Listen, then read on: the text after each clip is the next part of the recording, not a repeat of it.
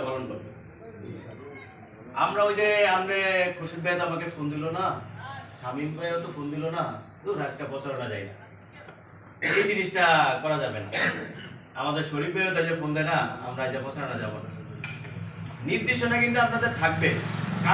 আমরা নির্দেশনা ধরেন চাঁদপুর থেকে দিলাম, খুশিদ ভাই, ফয়েজ ভাই, আমগো সুফিয়ান ভাই, আলিম ভাই এরা দিল চাঁদপুর থেকে, বাস লক্ষ্মীপুর বহরের দিল।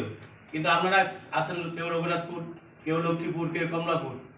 আমরা কি আপনাদেরকে কি দেখবো যে আপনি কোথায় আছেন? কিন্তু ভাই নির্দেশনা পাবেন, কিন্তু গুরুত্ব দিতে হবে আপনাদের।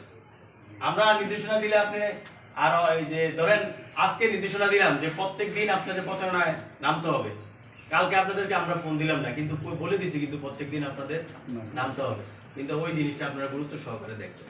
জি, আমরা আমাদের কাজ আমরা করব। আমরা স্বেচ্ছাসেবক দল নিয়ে আমরা আছি, আমরা স্বেচ্ছাসেবক দলের কথাই বলি। স্বেচ্ছাসেবক দল চাঁদপুর সদর থানা যেহেতু আমরা আছি, জেলার নেতৃবৃন্দ আছে, আমাদের স্বেচ্ছাসেবক দলের নেতৃবৃন্দ জেলা হতে, থানা হতে, ইউনিয়ন পর্যায়ে কারো নামে কোনো ব্যাড রেকর্ড নাই, কেউ 10 টাকা চাঁদাবাজি করছে এমন কোনো নাই।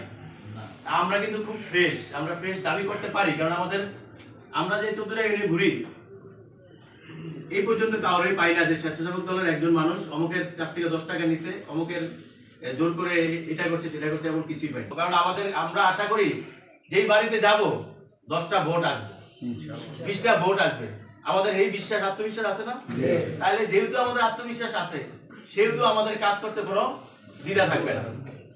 আপনাদের কাছে আমার শেষ কথা, সেটা হলো আমরা স্বেচ্ছাসেবক দল লক্ষ্মীপুর ইউনিয়ন, অন্যান্য ইউনিয়নের কথা বলি না, লক্ষ্মীপুর ইউনিয়ন আমরা দেখিয়ে দিব যে মানিক ভাইয়ের জন্য আমরা কিছু করতে পারি।